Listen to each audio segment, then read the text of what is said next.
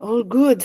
Should we keep waiting or keep moving, rolling the ball? As we are recording, people can catch up with what is going on. We will have a bit of a different agenda today, roll up of the agenda today. We have limited time for some people in the call, and we are very happy that they made us part of their agenda for the day to join us. So I do want to take advantage of that. We're going to start first with a deeper look on the summit, and after we go over that, we will be able to share more on the updates from the last month with everything at Interledger. Was a really 10 times 100 times really busy month at Interledger Foundation. Fun also. Busy month, but also very fun. I think we can start rolling it then. Welcome everyone officially, without the small talk at the beginning. As you know, we are taking notes in a open doc. Please feel free to add yourselves to the roll call there, add your name and the organization you represent, or if you want to add any other details. I think we'll keep joking that we'll add like a break question there just to make it a bit more fun for people to feel it, but I'll take it for next round. As I mentioned, we are going to start talking about the Interledger Summit first, and after we'll go over the details of the work done here at Interledger Foundation. I'm Yana Kiran, Interledger Manager, Engineering Manager at Interledger Foundation, and I think for the updates we have Chris and Anna joining us. Anna almost ready for an event, and Chris from still daylight, New York State. Oh, yeah. Thanks, Joanna. Yeah, do you want us to kick off? Yeah. Cool. Okay. So first of all, massive thank you to everybody that came to the summit. It was absolutely fantastic, and we really appreciate your time, your expertise, your enthusiasm, and what we also recognise is that what everybody came and experienced when they were in sessions in some ways didn't do justice to the amount of work that went on before as well. So I know Chris and Vanille spent a lot of time speaking to everybody. There was a lot of kind of background work, building your presentations, thinking about what was the key information. So we really appreciate all of the work you did before you got to the summit as well. Thank you. And a couple of points that we wanted to reflect on was really how we're evolving the summit kind of year on year. So going back to Costa Rica last year, for anybody that was there or people that may not have joined, some of the key things that came out of the summit feedback was really thinking about how we can be more intentional in where we hold the summit and how we can create those connections with local ecosystems and how we can kind of celebrate place more. And so we really took that on board this year. And working with our local partners in Cape Town. So we work with Fynbos, Tiger Beetles, Snake Nation, and MateDev, a local development company as well, to really kind of reach out into kind of communities that we'd not engaged with before and bring new people into the ecosystem. And for us this year, that we did see that kind of transpired then through the work that was done throughout the year. And we had around 60 new participants that had never engaged with Interledger before, and people coming to the summit. And also, with the hackathon, we went bigger and bolder this year.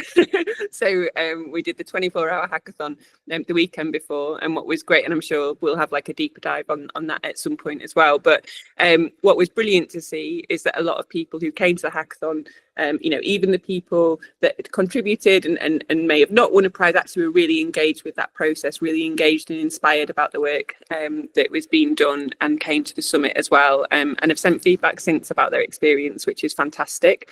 And also we worked with the UCT partnership, and we had a networking celebration there as well of the work that's being done.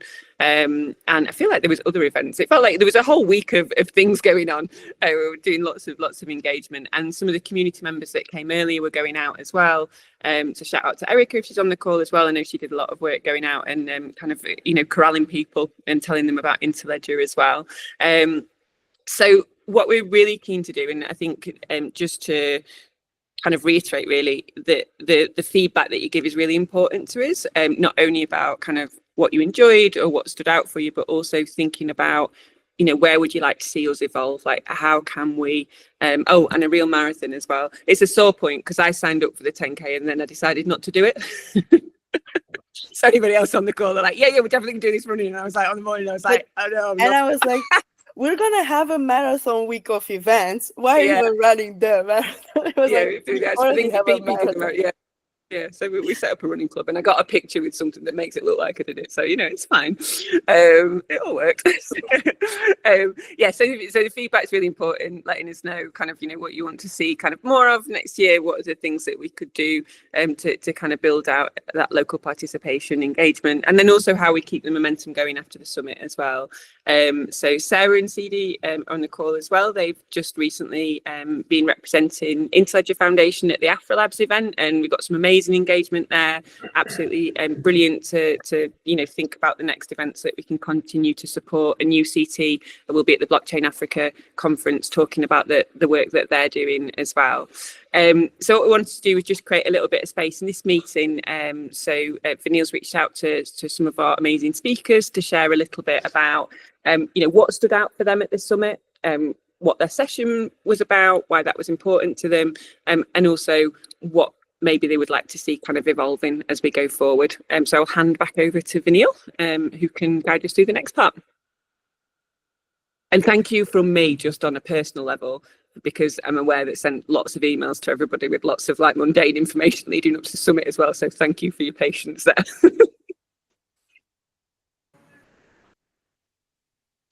Thanks, Anna. Next, we've as Anna said, we've invited a few speakers and guests from our summit to share their experience and perspective. First, I see Benjamin. Over to you, Benjamin. We can start with you. Thank you. This year was really amazing. I couldn't be there last year, but I was here 2 years ago. As some of you already know, I'm Benjamin. I'm the father of Castopod, which is a podcast hosting platform, open source, connected to the Fediverse, and we've been connected Castopod to Interledger web monetization for 4 years. So we did that 4 years ago. And I have to admit that during these 4 years, not so much happened in terms of revenue, in terms of interactions. And I was a little bit concerned about the future, about web monetization and how it could evolve and change everything, because I think that there is room for changing everything. And this Interledger Summit in Cape Town answered everything I hoped for and even more. And I'm really thrilled and, to be totally honest, quite excited about what I saw and what the future is about to bring to the podcasting ecosystem, because this is what I'm working on, but to the whole internet. Whereas we're looking at the creator point of view or the users, I think everything is on the path so that we can create sustainable and fair ecosystems, which is actually the only reason why I started my company, Adores, 5 years ago. And I think that right now, it should become really easy to make a living out of the content that you publish and you create and that you put on the internet. So I'm just, if you give me like 2 minutes, do I have 2 minutes? Vanille? Yeah, okay. So like, I'm just giving 4 examples of what the Interledger Summit made me think about. The first thing, so Castopod is a podcast hosting platform, meaning this is where you put your content so that it's available everywhere, whereas it's Spotify, Apple Podcast, or any platform. The problem that podcasters have now is if they want to monetize the content, either they put ads, which most of us or many of us don't want to do, or you have to go through the paywalls that offer either Apple Podcast or Spotify, which are the main two ones. What we could do, like tomorrow with Interledger, is re-enable web monetization and have your content available to anyone without the need of for the subscribers to identify themselves. So just like you could buy a newspaper in the street and just give a €2 coin and get the newspaper without giving your email address, you'd be able to do that right now for a podcast or anything. And the next step for us as a Castopod would be to allow premium content. So 4 years ago, when we integrated web monetization, we didn't have a feature that we've added since then, which is called premium content, which allows a podcaster to publish some content just for a limited scope of subscribers who paid somehow. So we are agnostic, so we don't care how they paid, or maybe they are just some friends or employees. Meaning that you have a podcast with public content and some episodes which are high value, or maybe you just put the teaser as a public content and everything else as a premium one is available, but we require the users to provide an email address. With web monetization, we would be able to do the exact same without an email address. So if a listener has web monetization enabled, we'll be able to publish and to push premium content without even knowing this user, and he'll be or she'll be paying for it. And next would be to add web monetization to a podcast listening app, because most of us are listening to podcasts not on the website of the podcaster, but on a listening app. So there are many podcast apps, which makes this ecosystem so fantastic and decentralized. And then you'd be able to listen on your phone, to download content, and to pay for it with web monetization. And this has no limits. So we're talking about podcasting, but we could do the exact same for videos on the internet. And one huge ecosystem on the internet is called YouTube. You may have heard of it. The problem with YouTube is that it's a monopoly. They own the game, everything, and there's no way you can compete with YouTube. Of course, there's Twitch and TikTok for very specific niche markets. But if you want to publish a long content and you want to make a living out of it, well, the only way you have right now is YouTube. Now, with some alternatives such as PeerTube, with web monetization, you'd be able to say to the content provider, who are often tied to the platform, and when they get show banned or get a strike, they cry and say, "Oh no, my channel has been shut down. There's nothing I can do." Well, yes, there is something you could do. You can find another platform and use web monetization for it. So I think we're at the beginning of a new era. And I really mean that. The possibilities are infinite, and it's the way to get back to the internet that some of us knew back in the 90s, when everything was still decentralized, and we had the choice of the platform and the choice to where and how we want to push our ideas and our contents. Thanks, Benjamin. We also have Victoria and Sheena. Yes, Benjamin, I see you're trying your virtual online hand. We don't hear you. I think you're muted from your own. Yeah, I clicked 3 times, so that's.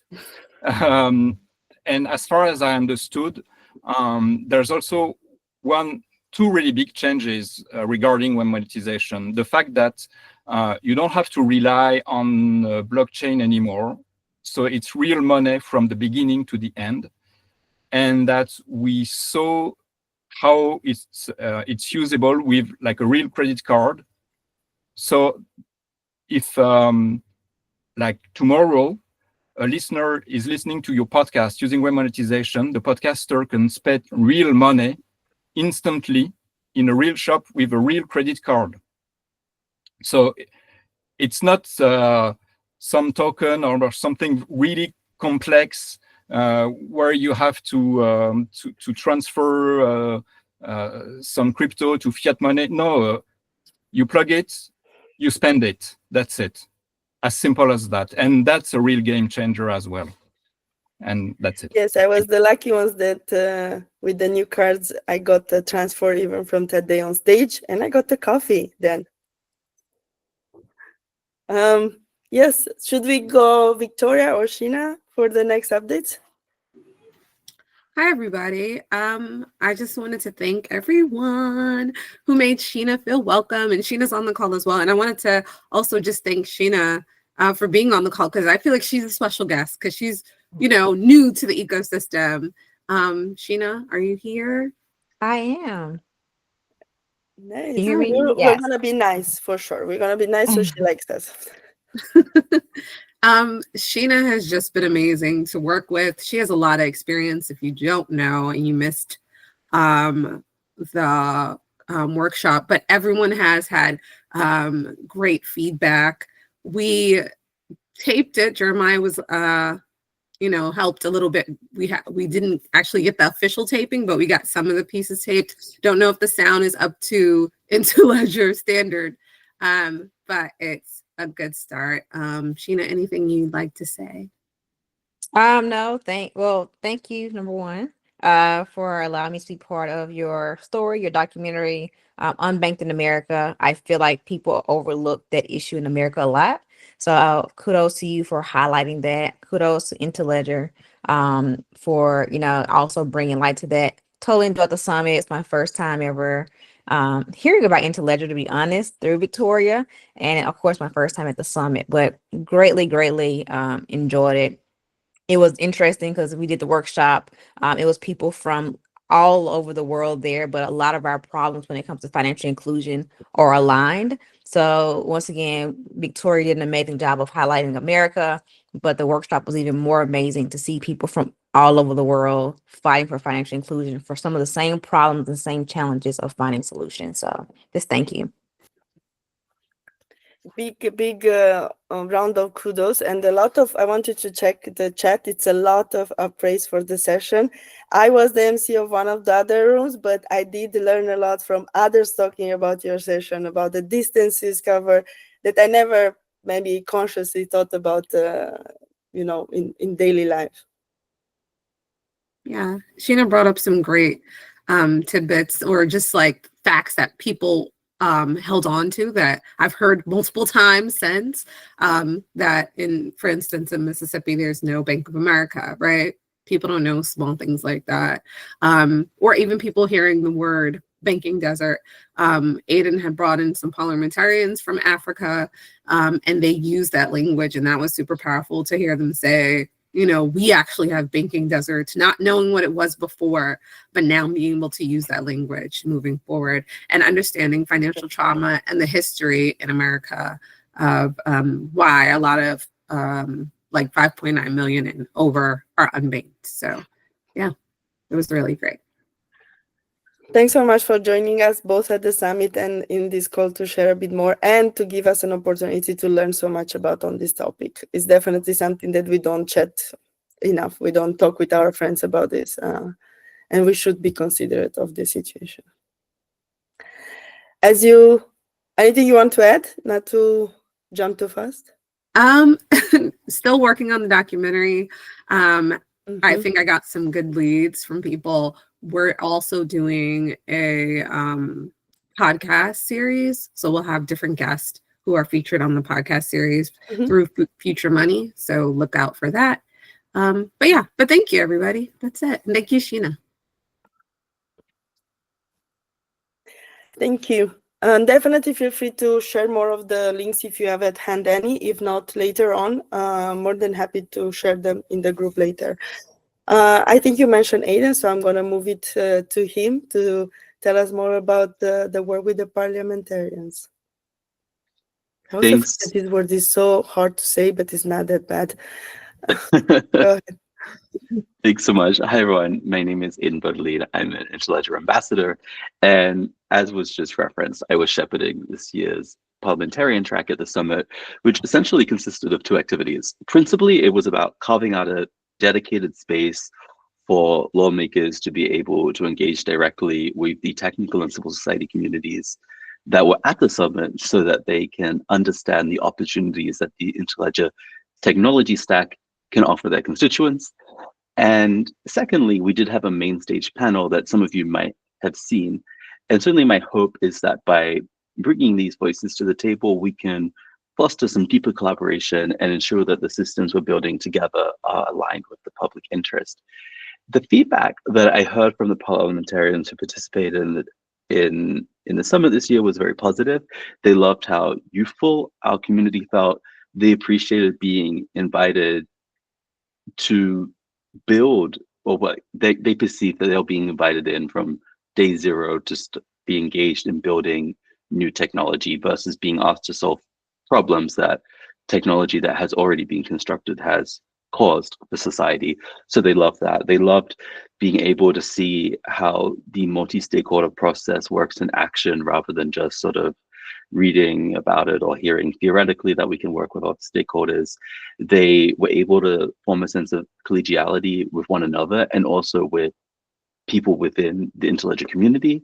They were able to feel like they were effective in making a minimal change. They were able to advocate for issues they cared about. They were able to build a network of people who are top experts in that field. And so the overall feeling from everyone was this is something they want to see continue, that they would love to have some way to engage with the Interledger community in the future, both at future summits and intersessionally. So I think that's really exciting. The only small critique that I heard that I'll just share out here was around timekeeping. There was an expectation that sessions would start and end at the advertised time. So just sort of putting that out there that to different audiences, that is something that is seen as respectful. So just so that we're aware of that moving forward. But aside from that, all the feedback that I heard was really, really positive. And I think that the parliamentarians tried to engage organically in different sessions and tried to offer quite a grounded perspective on the social and economic realities of their regions to ensure that the solutions or the products that we're developing are not only technically sound, but also equitable and accessible to the people that need them most. So I'll just sum up by saying that I heard really positive feedback and a desire to continue working with the Interledger community moving forward.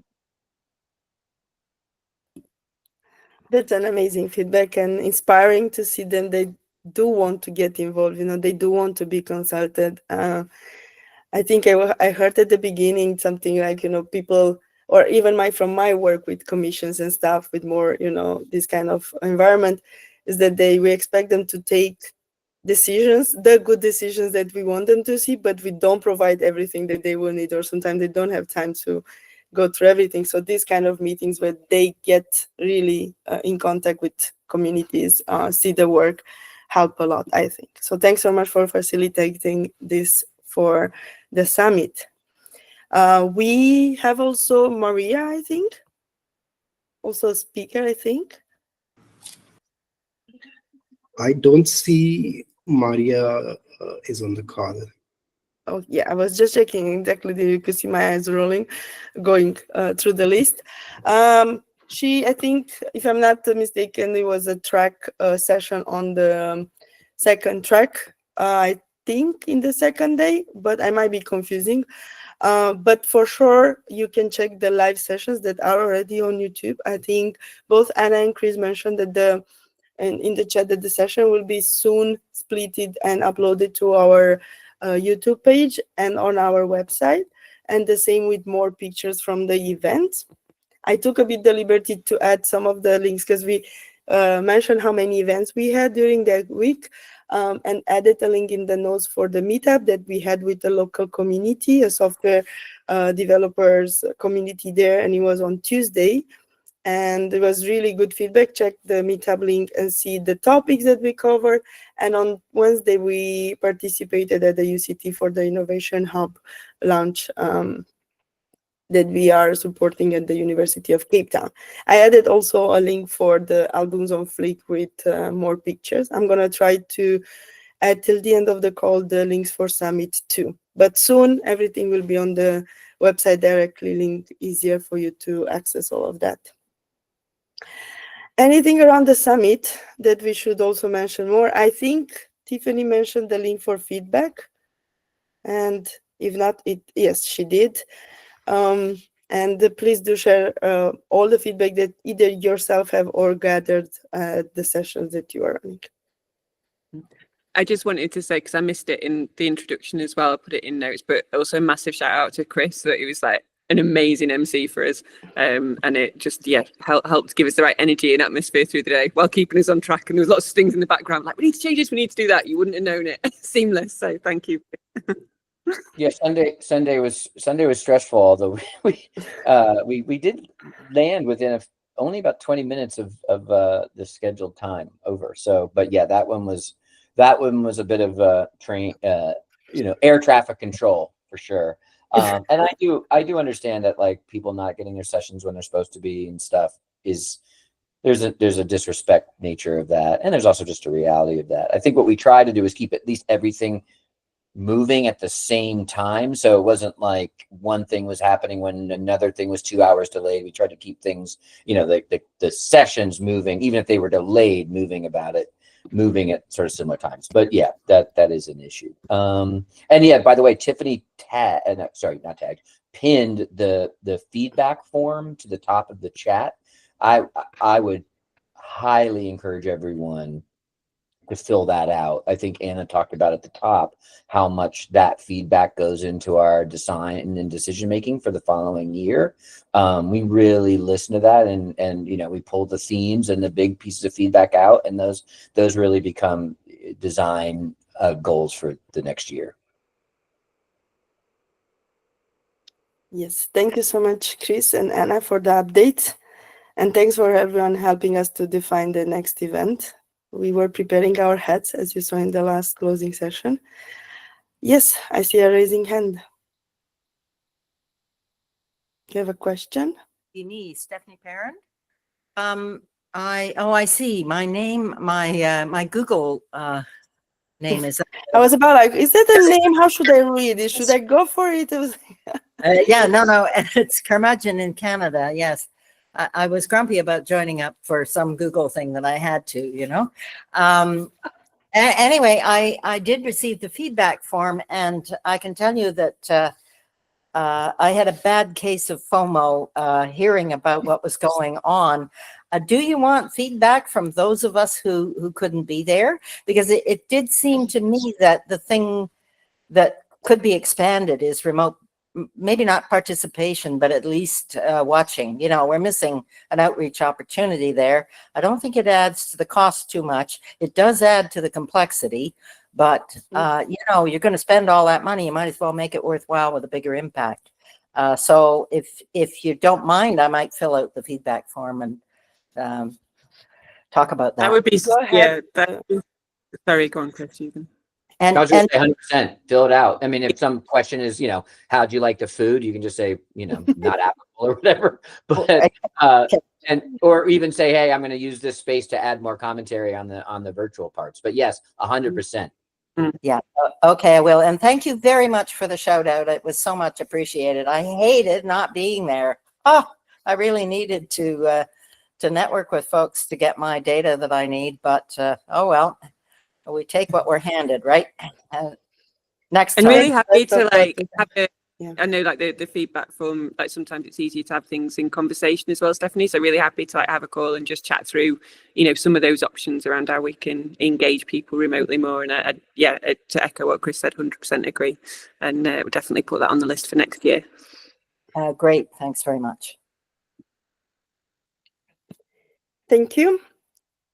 Anything else for the summit, Anna, Chris?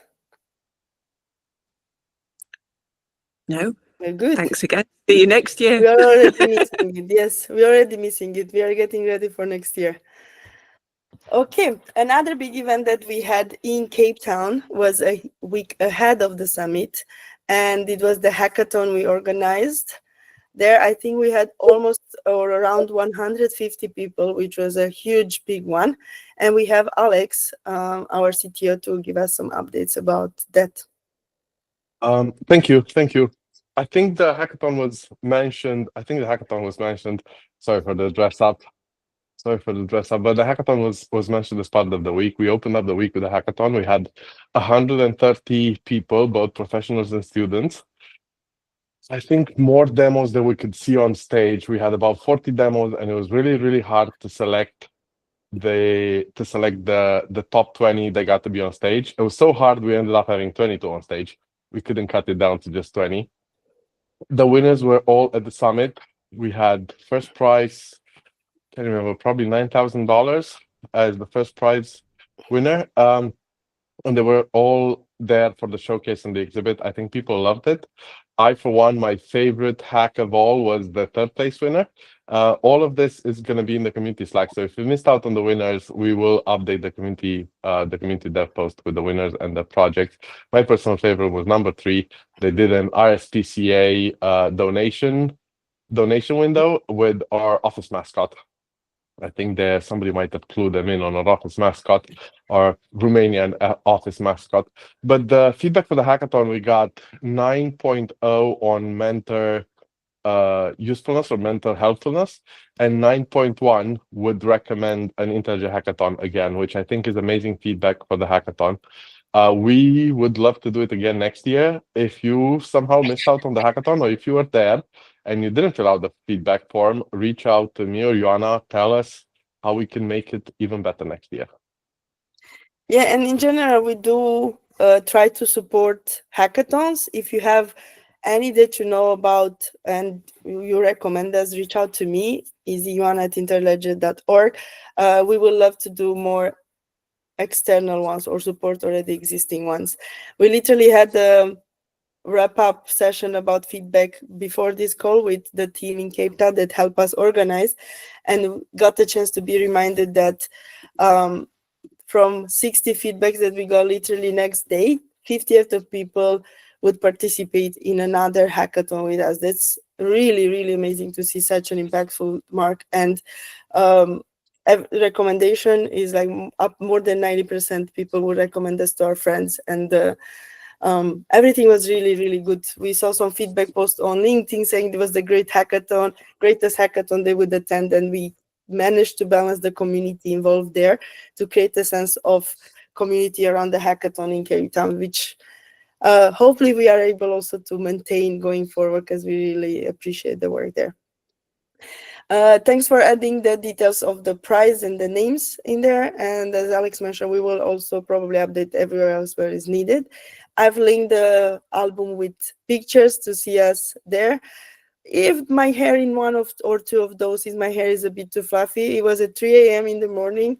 I did not know they were taking pictures when I was like, trying to keep up being awake. But it's fine. It was like, that's an interesting picture. But it was fun. It was truly fun. Thanks so much, Alex, and enjoy the event. For those, there is no policy, as you know, around Interledger to be so dressed up for calls, but they are attending an event, and yes, embrace the freeze. Indeed, it was good. I'm not gonna complain. Okay. I think Sarah mentioned earlier that we do want to keep this momentum in Cape Town, and Anna mentioned earlier, and that Sarah and Silly represented us as at the local event last week, and we do have them both on the call to share a few updates with us. Please, Sarah and Silly, do I see? Yes. So yeah, TD and I were able to attend the AfriLabs annual gathering this year, which happened in Cape Town. And sorry, there we go, skipped the wrong slide. So AfriLabs is a Pan-African organization that connects different tech and innovation hubs across Africa. They've got hubs in 53 different countries, and its mission is to support the growth of Africa's innovation ecosystem and specifically creating opportunities for collaboration and knowledge and resource sharing. One of their main goals is to empower startups and entrepreneurs to drive economic growth and social development. And like I said, they have an annual event, and I'd like to just give a shout out to Snake Nation for giving us a heads up that this was happening in Cape Town this year, so that we were able to attend in person and get to talk to a whole bunch of really interesting people. The theme of the event this year was Uniting Innovation, which felt very applicable to the work that we do. And they had about 30 exhibitors, and our ILF booth was part of the gender and inclusion track. So I'll hand over to TD to say some more. Thanks, Sarah. We had some really good conversations over the 2 days that we exhibited.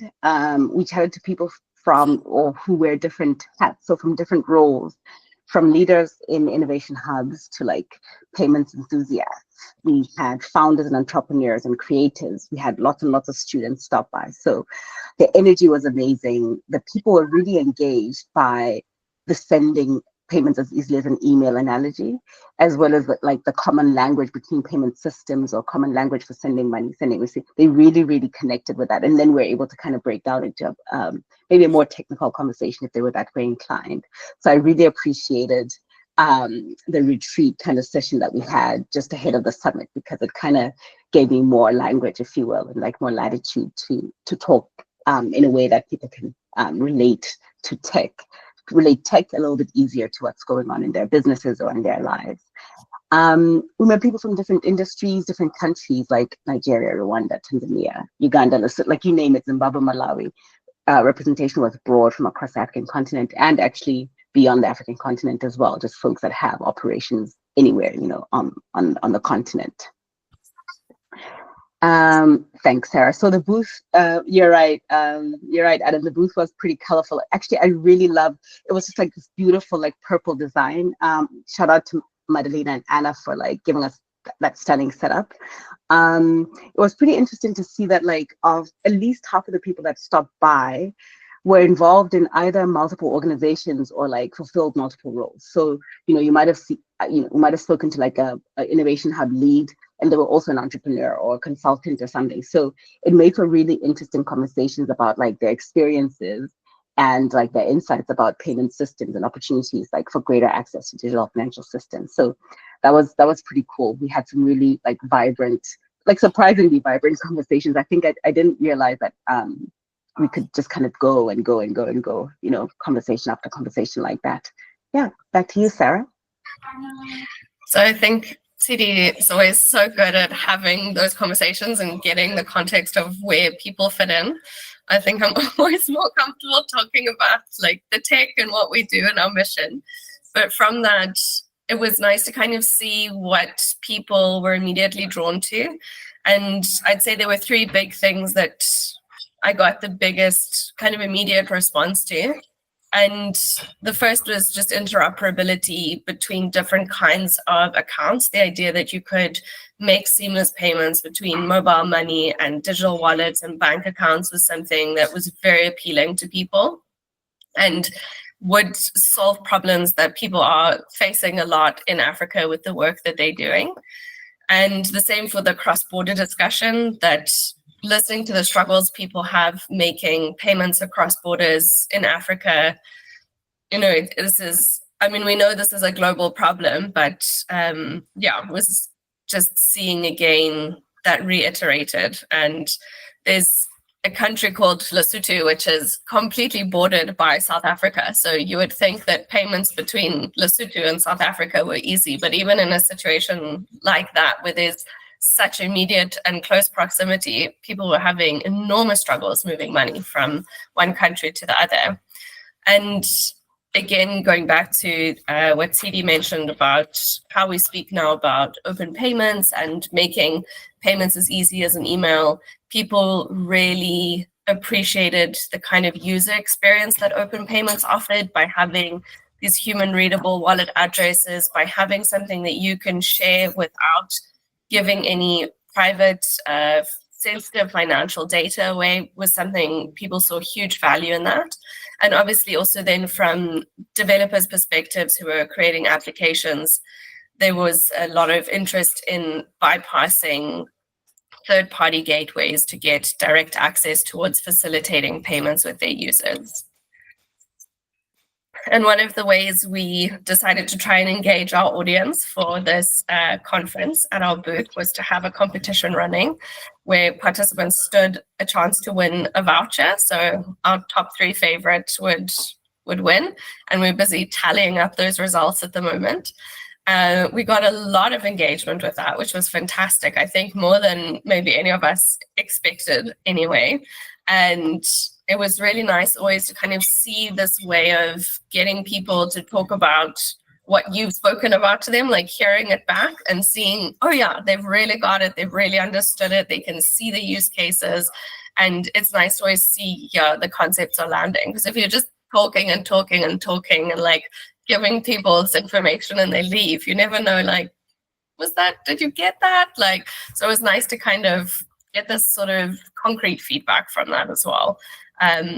So we're still busy finalizing the winners, but I think some of the top contenders at the moment are this would be a web monetization slogan. So that was the one half of the competition. And one of the suggestions was turning content into currency, which is, I thought, a really cool one. And there was another similar one as well, which was turning views into values. Another one that's been very popular was support creators, support culture. And again, I think this is so great because when I look at web monetization, to me, it's not only about supporting culture, but it's also a culture shift that we need to see. I always say, you go to a restaurant, you tip the waiter. You don't have to tip the waiter, but you choose to tip the waiter, and it's a culture thing. Whereas we go online and we expect everything for free, but we still want good quality content. So I like bringing culture into that. And yeah, there were some others as well, like value in every byte, byte, B-Y-T-E. So lots of cool ideas. And then the second option for the competition was to share a little bit more about your experience with finances and what you'd like to see in the future of digital finances. And the one that stood out the most to us was just talking about the problems people have had with KYC and how long and frustrating it can be. And everywhere you go, you have to kind of reprove your identity and go through all these processes again. So what this participant would like to see was something that you could carry with you, like some kind of identity number that would be interoperable for your KYC across different platforms. I thought that was an interesting idea. Yeah, back to TD. Cool, thanks, Sarah. So out of the feedback that we received from the competition participants, we just wanted to have a look at like some of the recurring themes that people shared about their experience with payment systems and processes. So maybe the top 3. So the first one was just a sense of like systems and processes often feeling complicated, leading to frustration, right? And then the second one just being that like sending and receiving money often just takes a lot longer than people expect or want. And it can be anything from, several hours for something that should be or feels like it could be really quick and immediate to like several days. If, we've spoken about this before in the cross-border examples. And actually sometimes not even necessarily cross-border, just across like institutions. And then of course, number 3 being sending and receiving money between different countries. So those are maybe some of the most popular themes, right across the board that came through.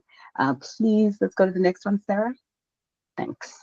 Okay, so in terms of what people said would be part of the future they'd like to see with digital financial systems, the words like easy and simple, we saw those over and over again. Ease of use, ease of understanding the systems they use and what's going to happen and what needs to happen. They want to have an experience that's hassle-free, that's fast, that's secure. We also kind of heard and saw the word accessible and inclusive be used quite interchangeably, or like quite often together. So basically, a lot of the time people would say, it's actually super easy for me to do certain things. Younger people would say there's certain things with my peers, and then it's a lot harder to do the same thing with like the older people in my family, or like the less tech savvy people in my family. So access and inclusion in that way still comes through, right? Same systems, but not necessarily workable across the board. And then number 3, just the ability to send or receive money between different countries, regardless of currency, with ease. Yeah, so thanks, Sarah. So just to wrap up, most importantly, we learned that people really, really like free t-shirts and free candy. Sarah asked me to write here that we gave away like 5 million candies away, and counting. One of the gentlemen who's like the head of like some innovation hub, AI, cybersecurity, something, he must have come back for like 15 packets of candy, and he was telling us that it's for like his kids or something, and we're like, okay. There seemed to be a lot of, okay, so maybe let me just do a quick tally. We had about 80 people enter, 80 respondents for the competition, right? So 80 entries. We gave away 65 t-shirts, which was really cool. It was interesting because 2 people specifically said no thanks to the t-shirt, and I kind of took exception. I was like, what do you mean no thanks? 49 new newsletter signups from the 2 days, and then 13 people actively saying, hey guys, like please reach out to me or get me in touch with the right people, because we either want to explore a partnership or like a grant opportunity with you or something. So that was really cool. Overall, there seemed to be lots of shared understanding, like of the need that we at Interledger care about, whether it is filling in the gap with the needs around digital financial inclusion. And then it was just lovely to see people from all over the continent. It was by no means like a tech event, but there was just so much that we're able to have as constructive conversation around like our work in our tech. So I think that is it from all of us. Thank you very much. Thanks, Sarah. Thank you so much. Thank you. This is an amazing, amazing report, and I loved, and I agree with Sarah. The candy were important there. It was have to be mentioned. I'm not sure what upset those people not to grab a t-shirt. Still doubt there, but I'm happy that you both enjoy it as an experience, and also people really were in contact with you. I love that they gave you early feedback, like you mentioned, to understand that your talk makes sense for them, and they completely follow the concepts that probably were new to them. And the messages that they created were so spot on, like really good. It was hard, I guess, for you to choose. Thanks for gathering everything in really one place, and thanks for representing us there. So serious, Sarah is so serious right now. Really good work there. Viniel, do you want to add anything about Hacktoberfest, or just invite people to read over the month of celebration of open source?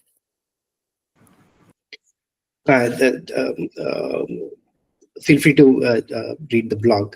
We've had a very good. It was also during the mentioned. We had a lot of things happening in October, and the Hacktoberfest was also, we got good response.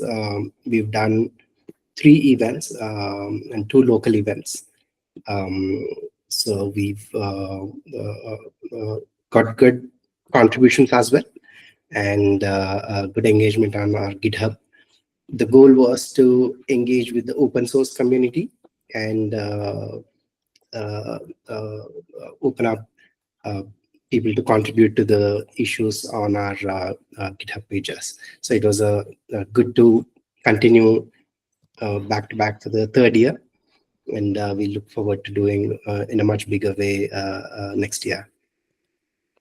Yes, I just shared the link with your blogs. Thanks for writing it. Do check out what people decided to contribute on, and if you want a really easy way to support our work is to go on GitHub and give us a star on the repositories. I think it was also an action for those that didn't find the code challenge for them, but they still wanted to help us during this month of celebration. And indeed, it was both challenging, but interesting to have the Hacktoberfest as a long month activity over the summit and the hackathon madness. There was like endless events every day. But we are very happy to be supporting two local events for that. So I think in the blog post you can read how those events were also organized and developed. We also were present last week to two events. One was the FFCon in Brighton, UK. Our colleague PPK was there, and I've attended Beyond Tolerant here in Berlin. And for this week, we will be supporting our colleague PPK for his conference Perf now in Amsterdam, and our COO, Eugene, will be attending. If you want to learn more about Interledger, for sure they will be around for a chat. Going towards the end of the month, we will be in Athens for CTJS. PPK will have a talk there. I've linked the event page. And a bit further in Australia, we'll have our CTO Alex presenting at Web Directions. In both of the events are 27 to 29 November. Going to the agenda, we also have linked the Rafiki updates for November. Anything you want to highlight from there, Max, Sabine, or it's a good readout for people only? I mean, just a readout, not. I think for this one, it was just more, of course, we're all in prep for a hackathon and the summit, but there were a couple talks that explicitly mentioned Rafiki, so I'd link those in the update. So if you want to take a look at those, you can. Thanks so much, Max. And I agree, and maybe it's a good time also to give a shout out again to Chris and Vinil for working on the schedule, because for my room, it literally felt that every talk at the summit was connected to the previous one, and people were like mentioning, yes, as you previously saw that part, we implemented it here, so people could understand the extension of all the little integrations we have with Interledger products. For open payments, I don't think we have any updates. Tilly, 2-3 words about web monetization in the last month, or we link the... Go ahead. Cool. Thanks, Joanna. Yes, maybe I'll say one or two things. I mean, the main thing was like the mad dash to having something really, really meaningful to share at the summit. And part of that included having the browser extension, expanding our browser support for the extension. So where the initial alpha and the initial builds were limited to Chrome, Firefox, and Vivaldi, we also have a build for Microsoft Edge now. So we're getting there in terms of growth and expanding our coverage. And then just a lot of UX and UI improvement work, just like we want users to be, we want to elevate the experience of the user as much as possible. And so there's just been a lot of enhancement work, a lot of really big work that the team have been doing there. Please check out, more of the detail on the community blog post. Thanks, Joanna. Welcome. And yeah, we do try to cover as much as possible in terms of browser sphere, but we will never, it's endless possibilities there. I know some have more uses than others, but also in the same time, some are more approachable than others or easier to implement with them. I think in the article, we do put out this question, what's a browser that we should try to make the extension available next? Thanks for the update. Anything from Fynbos team? Anyone wanting to share? Yeah, I can give just a quick update. So I think the next few weeks, we're basically going to start the rebranding from the wallet.fynbos.app, which is confusing everybody, to interledger.app. So that's, done, starting on that project tomorrow. And more to come with that, but that's where we are. And I think you're already missing us, no? It was a bit of yeah, we are. It was, I unfortunately missed a lot of the second week, but it was great having everybody here at Cape Town and seeing everybody there. I really enjoyed the hackathon. The hackathon was cool to see how we got so many teams hacking on the stuff. I think the one feedback item I'd do is I think it'll be cooler if we can try and get people to hack more on the different things, because a lot of them end up just re-implementing, like using open payments for a store, and like, yeah, it's cool, but like when you see it 20 times, it's kind of the same thing. So it was interesting to see the two different teams did try to do a bit more novel things with the protocol. So I'd be excited to see more of that for future hackathons. Yeah, I think when we tried to suggest things there, we didn't expect the people literally adopt the same suggestion, but that maybe also was a crisis decision to just do something if they didn't come up with another proposal or idea in the time. But yeah, it was fun. And thanks for having us in your office for a few of our calls. We really love the neighborhood there, so we are happy that it was like a walk from the hotel to your place to work. It was nice to be so close. Anyone else to share anything as a community shout out or discussion? We have like 2 minutes more to go. It was really a lot. We were gonna probably still work a bit on the notes to link everything, and do check the Flickr album with photos, really spot on to share the vibe from the event, how people felt. And if you do have other questions, you know where to find us. Slack or any other socials, we are present. Thanks so much everyone for joining, and I hope you have an amazing day. Bye. Bye. Bye, Thanks. everyone. Bye-bye. Thank you. Bye. Bye. Thank you.